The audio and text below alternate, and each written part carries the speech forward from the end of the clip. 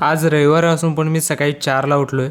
हां, ही सवय तर चांगली आहे, कारण 4ला उठून तुम्ही काय करताय हे महत्त्वाचं आहे. आज सकाळचं बॉडी वेट 50.3 होतं तेच. आणि आज जिमला तर काय जाणार नाही, खरं प्री वर्कआउट आय मीन सकाळी उठल्याचा नाश्ता म्हणून दहीभात आणि कॉफी पिलीच होती, जरा तरोताजावाला. मेडिटेशन आवरलं, बुक रीडिंग केली. आज 5.5 तासांची झोप झाली ती, जरा कमी वेळ झोप झाली, खरं चांगली झाली.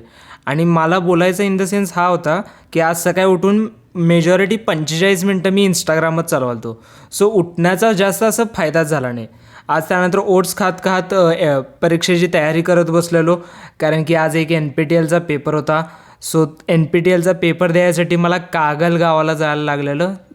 कागल जरा जवळ आहे आणि डाएटमध्ये नो कॉम्प्रोमाइज. मी डबा घेऊन गेलो होतो आणि पेपर संपल्यानंतर थोडाफार जो उरलेला डबा होता तो खात बसलो गाडीमध्येच.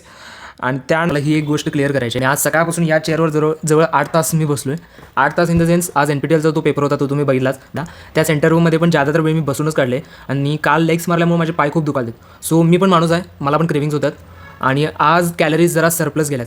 ॲक्च्युली मी केलं काय होतं की मी मार्केटमधून जाऊन थोडंसं दही आणलं आणि नॉर्मल डेपेक्षा 100 ग्रॅम ते 200 ग्रॅम मी दही आज एक्स्ट्रा घेतले.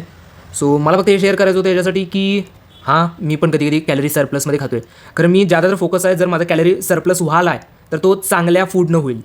तो पण कधीच असं नाही की आज जरा हे खाल्लं उद्या जरा ते खाल्लं, असं नाही आहे. मी पण माणूस आहे, माझ्या पण काय लिमिटेशन आहेत, मला पण कंटाळा येतो आहे. कारण मी जर कॅलरी सरप्लस करत असेल ते पण 200-300 त्याच्यावर मला जास्त घालवायचं पण आहे. आता मी करंटली 1900 कॅलरीज खालो आहे. सो आज जरासं 2000 ते 2100 आसपास कॅलरीज खाल्ल्या असतील मी, बिकॉज ऑफ माझे लेग्स खूप दुखालतील आणि खूप कंटाळा आला होता. खरं आज रात्रीचं मीलमध्ये मी नॉर्मल तेच घेतलेलं आहे, मी तर फोटो ॲड करेन.